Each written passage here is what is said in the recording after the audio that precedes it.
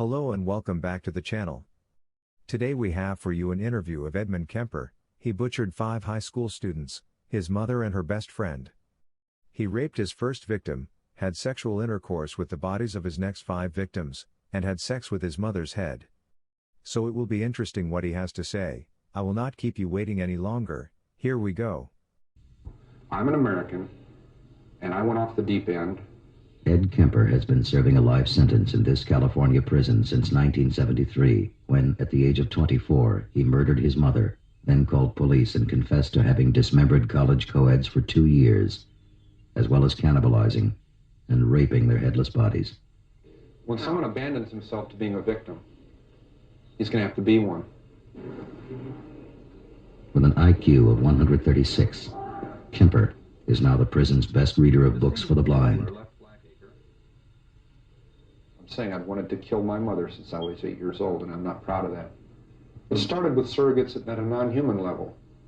Physical objects, my possessions, other people's, destruction of things that are cared about, and then destruction of things that are living on a lower level, small animals, insects, animals, and then finally people. It started coming to a head again, so I went back down. I ran away back down there.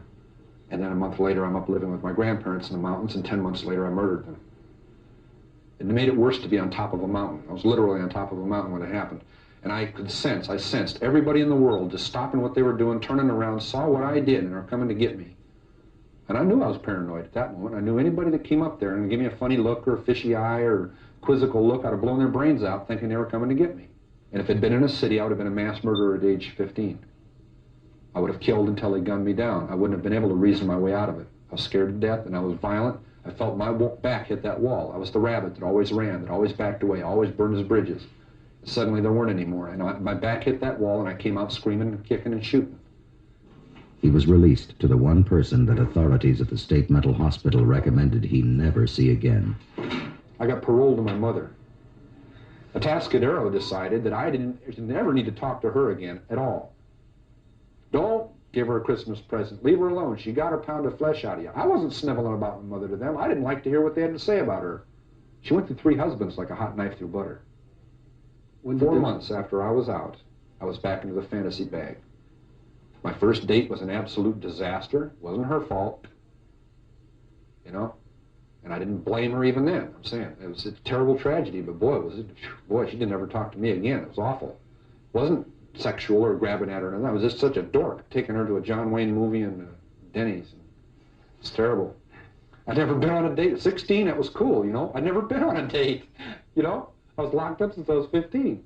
But I can't tell her that. Oh, gee, you don't mind me, you know. She kind of got hung up on my looks or whatever, you know. I mean, she's a gorgeous young lady, pure class, and she saw something there that I guess wasn't there, and boy, she found out quick.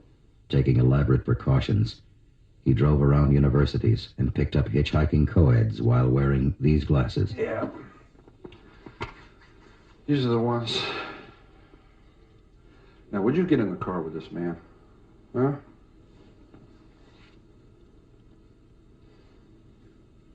The state has made me much more credible as a human being. While his mother worked at the university, Kemper buried the mutilated bodies in the mountains and took the severed heads home. Then he slept with their heads for days and finally went looking for more. But I was losing a grasp on something that was too violent to keep inside forever. As I'm sitting there with a severed head in my hand, talking to it, or looking at it, and I'm about to go crazy, literally. I'm about to go completely flywheel loose and just fall apart. I say, wow, this is insane. And then I told myself, no, it isn't. You're saying that, and that makes it not insane. I said, I'm sane, and I'm looking at a severed... And I said, well, wait a minute. I see old paintings and drawings of Viking heroes talking to severed heads and taking them to parties, old enemies in leather bags. Part of our heritage. This is me back then, in 1972 and 73. Unable to live with the fact that I just stabbed to death and cut the throat of an innocent young woman. Innocent in the sense that she did not plan on that happening. She didn't do anything specifically for that to happen to her. Yet she was a very active participant in her own death. And in my memory of that, she was 19 years old, and her roommate in the trunk who died right after that was 18. I didn't go hog wild and totally limp. What I'm saying is I found myself doing things in an attempt to make things fit together inside. I was doing sexual probings and things. I mean, in the sense of striking out and reaching out and grabbing and pulling to me, but appalled at the sense that it wasn't working. That isn't the way it's supposed to be. It isn't the way I want it. See what I'm saying? And yet during that time, I become engaged to someone who's young and is beautiful and very much the same advantages and very much the same upbringing and Disneyland values. And she's very much the reason I surrendered. I picked up two girls who were so much like the first two, it was unbelievable. Almost identical circumstances. And I let them go. Everything went towards killing them, and I didn't. But I'm saying, wow, it's uncanny. It was almost like it was meant to be that way. And I said, wow, this got to stop. And I let them out. They never even knew what was going on. I let them out. I would have gotten away with those two being murdered. I said, no, it's got to stop. And a week later, I murdered my mother. Went back to Santa Cruz and killed her. He killed her with a hammer in her sleep, cut off her head and hands, but then put her vocal cords in a garbage disposal and threw darts at her severed head. I am an American, and I killed Americans. I am a human being, and I killed human beings.